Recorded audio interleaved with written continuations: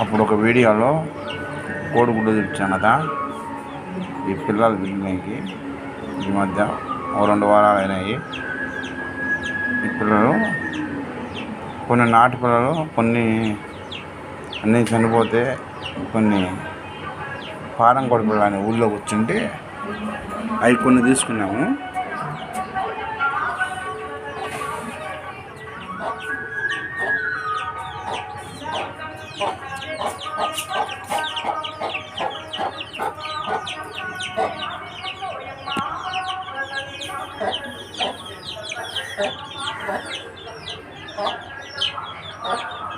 పెద్ద పిల్లలు లింగాపూర్ గుడ్డు పెడితే అది కూడా పిల్లలు చేసింది.